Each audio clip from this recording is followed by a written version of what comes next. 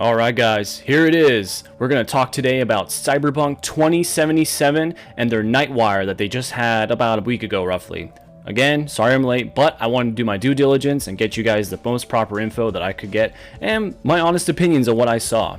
What's up guys, my name is RetroRob64. If you're new here, do me a favor, cybernetically enhance that subscribe button, hit that bell icon so you know exactly when I put out new videos. Enough stalling. Let's talk about CyberPunk 2077. Retro Rob 64. Alright guys, before I get into anything about Cyberpunk, I just want to talk a little bit about my love for the genre.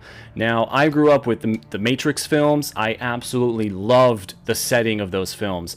I grew up with a lot of anime as well. One of my all-time favorites is Ghost in the Shell. I love both movies. I love both of the series. I absolutely adore the idea of a dystopian future where we're cybernetically enhancing ourselves. And I mean, we're kind of almost going in that direction now as a society, and I think it's so fascinating to see where we could possibly go with the enhancements to technology. And you know, we have a game that can possibly show us, hey, this is one avenue that might go down that route. And I absolutely adore this setting. I love flying cars. I love all the stuff that comes with it. It's my all-time favorite genre. And obviously I'm wearing my awesome visor. It says Cyberpunk right there. I got this actually at E3 2019. I'll show some screenshots of that. I actually have a bunch of footage from then that I haven't uploaded. Let me know in the comments below if you want to see actually some 2019 E3 stuff. I'm sitting on it. I want to kind of show it off, but I'm definitely going to show you some pictures of that. I actually got to see Cyberpunk 2077 at that E3. They had this whole room and they let in only a few select people, and they showed off the game at that current state, and I was blown away. My jaw was just on the ground the entire time. I couldn't believe what I was witnessing. Just even at that state, it could have been even a pre-alpha build, who knows, but I absolutely fell in love immediately with this game. I couldn't believe what I was watching. I almost thought I saw like Grand Theft Auto 3 and the effect that that game had being reborn in that room. It was like, whoa, like what is this going to mean for video games in general? So to say I'm excited for this game is putting it very lightly. But let's talk a little bit about what we saw at this presentation. Now, they showed off the graphics. My goodness, this game is beautiful. It's gorgeous. I mean, I'm pretty sure they were playing it on a PS4 Pro or an Xbox Series X or excuse me, One X. It could have been even shown on a PC, but either way, the game looked absolutely phenomenal. I couldn't believe what I was looking at. The graphics are just so mind-blowing at this point. I don't even know how they can go up from here, but we're getting one for Series X too. I don't know if we saw Series X gameplay at all. They didn't mention any of that, and they did have it plastered all over the screens that this is kind of like pre-alpha build, or it's definitely like subject to change. So we'll see. I have no idea at this point, but what I saw, amazing. There was a little bit of a graphical downgrade in some areas, but we'll get to that in a little bit. I want to talk about that as well. Now, they did unveil a new trailer at this event, and it is like a worldwide presentation. And the trailer was pretty cool. I was a little turned off just by the presentation. I think they tried to cram as much as they could into the trailer. And they did say that all of this footage was strictly prologue. Nothing else beyond that. So I actually appreciate that. I think it's really nice when they don't spoil the entire game in the entire trailer. That's really nice. I really appreciate that. Although this game is huge, I don't know if they can do that, but either way, I'm sure there's key points in the story that could be easily spoiled if they were to put it in there. So I'm really glad that it was just the prologue that we saw and nothing more. So it really gives us a good idea of just a touch of the world, a touch of the combat, a touch of the dialogue system, just enough so you kind of whet your appetite and want you to play the game further. Now, I believe this is the first time we're actually seeing this desert area, and it's called the Badlands. Now, from what the developers were saying, it is a giant area that is basically dead and it's desolate, and probably there was a lot of things that happened at one point there, but now it's just a big giant desert area. And from what they said, it's open world, which awesome. I'm super stoked for that. I really was hoping for something open world in this game, and judging from just the city aspects that we've seen so far, it doesn't seem like it's completely open world. I think it's going to be open world to a certain extent, but I think we're going to hit some invisible barriers. I don't know yet, but just judging from what this game is trying to accomplish, I wouldn't be shocked if there were some. I mean, there's so much detail cram packed in here just graphically. I wouldn't be shocked if they tried to gate some, but maybe we might see something further. But the Badlands, they said, is completely open world, so that's going to have a lot of mission structures there. We're going to see some desolate towns and things like that.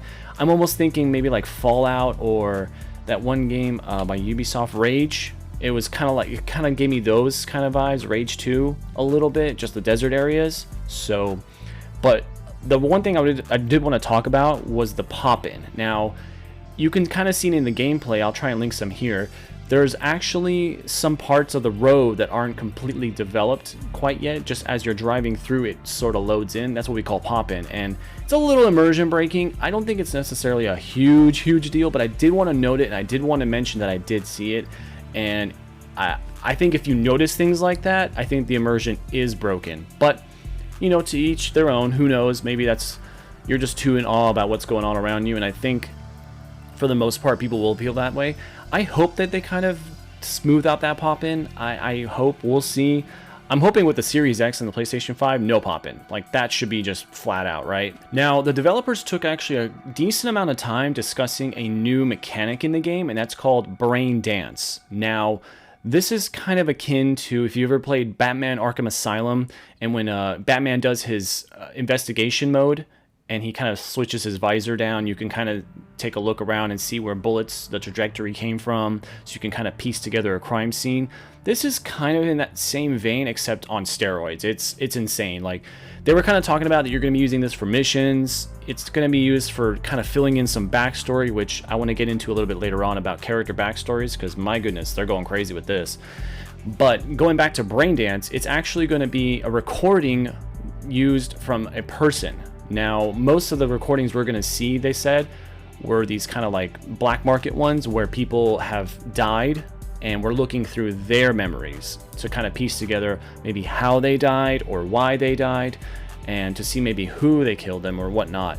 But either way, that's super cool. I think that, you know, it's adding that layer, and I think a lot of the tabletop fans of the game, they're going to kind of enjoy that, because it's going to fill in a lot of the backstories that they wanted to do. They talked about they're going to fill in a religious backstory with it, certain government factions and stuff like that. They're going to try and fill in those backstories using this method, and I think that's a really cool way to go through the story. You know, it's kind of just, you know, maybe you're overwhelmed with what's going on in the story and you want to take a break and you want to go do some of these brain dance missions. Maybe that's a good like way to kind of alleviate that and just break up the tedium a little bit, maybe potentially. So I'm all for it. It's gonna be great. And it's at this time that I want to mention that there is a huge, heavy first-person focus for this game. Now, I was going into this game a while back thinking, oh, they're gonna put a third-person mode in, right? I mean, they did with Witcher, but then I don't think The Witcher had a first-person mode. So maybe these are just two different types of games that maybe the third person isn't suited for this game. I know when you're driving, you actually get the third-person mode or the first-person mode, and the first-person mode for driving is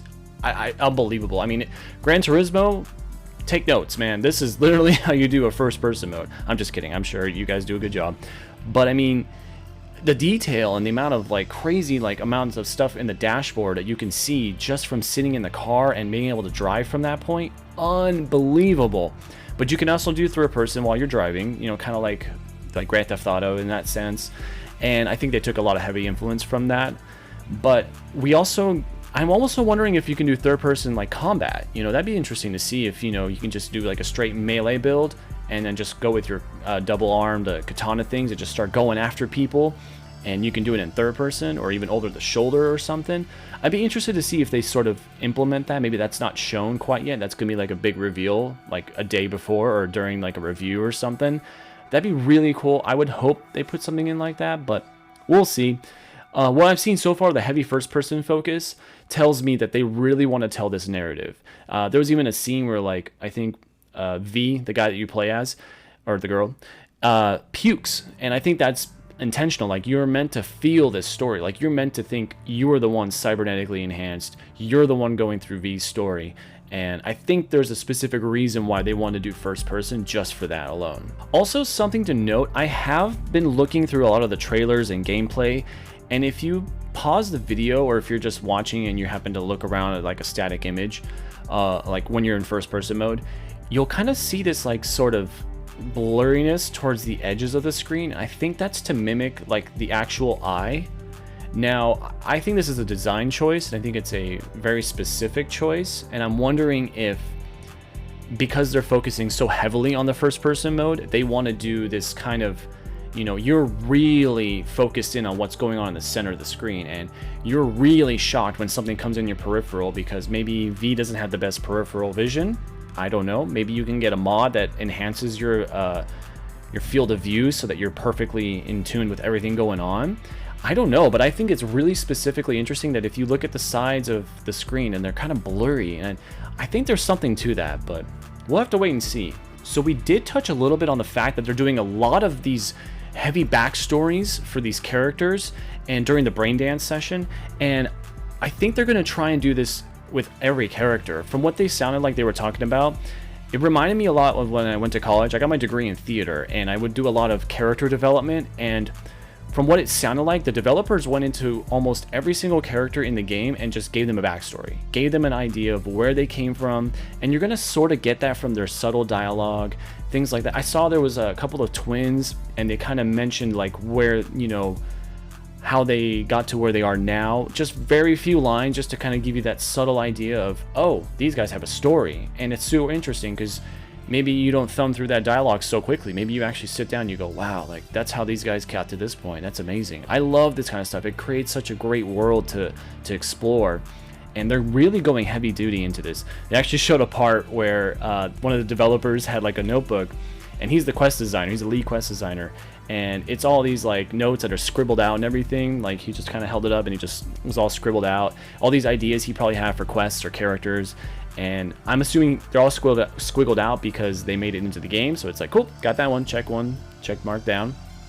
But I mean, this book was full. I was like, oh my god, there's so many quests. But I mean, you know, you look at The Witcher 3 and that's just like, you know, side quests, you know, The Witcher saga, essentially. I was blown away. I was like, man, this guy's really putting in a lot of work into these quests. And that's what you want. I mean, we've had this game delayed now, I think 3 times officially, essentially.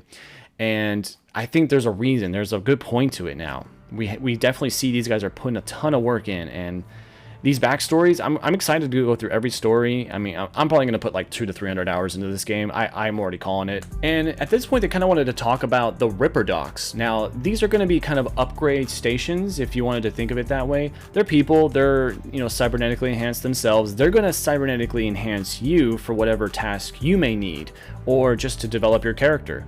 It's kind of, they were kind of vague on it. Obviously, they want you to go through it and experience it yourself. But they kind of have personalities, they said, and they each going to have like their own take on what maybe you should do for your upgrades, kind of like recommended paths. And I hope that we get to visit these guys often and maybe constantly change up our skills. Maybe for this one, we really need silent footsteps for this mission. Maybe we need a lot of heavy artillery for this one, you know, and you're just kind of slowly, constantly upgrading yourself. I would like to see my character go from almost 0 modifications to maybe like a completely heavily modified person that maybe loses themselves somewhere along the line. That would be so amazing to see if that would happen. Or if you just decide to go completely, you know, as much human as possible for a human playthrough. I think that'd be really amazing. And maybe, you know, the Ripper docs are like, hey, why don't you come over here? You know, you think you're better than us? Come over here, get some cybernetic arms or something, you know. Around the end of this presentation, I started getting this cool vibe, you know, like the fact that everything we do in this game is going to mean something. We're going to change so many things that happen throughout the story. No 2 playthroughs will ever be the same. That's really what I'm getting from it. And I know I haven't played it yet or anything, but just from what I'm seeing so far, I'm sold. I'm ready. I don't know. I think this is going to be something that's going to set a huge trend going forward. I think a lot of games are going to be, oh, but is it like CyberPunk 2077? I think that's going to be the new norm. Just like a lot of games have been referred to as The Witcher. You know, oh, is it like The Witcher? Same thing's going to happen here. CD Projekt Red makes these amazing masterpieces that stand the test of time and get a lot of inspiration. And I think, you know, with everything going on right now, we need a great game right now where it's just 0 microtransactions. We could just play around and have fun and just have a great time. And I can't wait to start to see how all these, you know, different content creators out there create some amazing memories. Like, oh, look at what happened when I created this character and I went through this scenario. You know, I mean, Grand Theft Auto, still to this day, I don't think you've ever seen the same thing twice, you know, in GTA Online especially. Even GTA 5, the single player, you know? These sandboxes are designed for us to have years of enjoyment. So, I just can't wait. November, come here, quickly, now! So, at this point, I'm going to say this was an A. I'm going to go with it. There is one little thing that I do want to mention, and I've been noticing this throughout most of the videos I've seen, and that's the difficulty of the gameplay. Now, obviously, there are going to be multiple difficulties. I wouldn't imagine why there wouldn't be. And The Witcher 3, you could crank up the difficulty pretty high for that game, and it could be difficult. So I'm assuming there's going to be something similar here. I wouldn't imagine why there wouldn't be, but I do worry because a lot of the gameplay we've seen so far, at least the combat, it just seemed very simple. Not simple, but just very easy combat. And that worries me a little, because if it is that easy, maybe they just really want you to enjoy the story. If there's like a story mode version where it's just like you can enjoy the story, that's fine, that's great. But crank up that difficulty, man. I want to feel like I'm not enhanced enough. I need to go see Ripper Doc. I need to get more upgrades. I'm going to tackle this mission, even if I have to cut off my arms and my legs. I need to do this. So that's the only thing I was really noticing. Other than that, A+. This was a great presentation. And I just want to throw in here one more thing, since I am a fan of anime and I'm looking forward to this. They did mention Edge Runners, Cyberpunk 2077 is coming out, I believe, in 2022. And that's going to be a really cool anime. I can already tell. They're putting a lot of love and effort into it. And it seems like they've already been working on it for at least 3 to 5 years, which is crazy.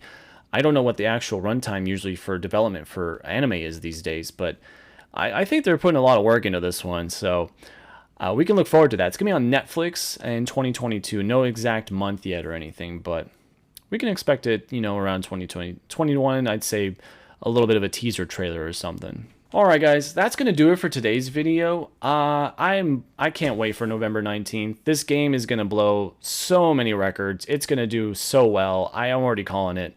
If it doesn't do well, I will legitimately be so shocked and speechless, because we as a whole, as a community of gamers, have been waiting for this game for at least 5 to 6 years now.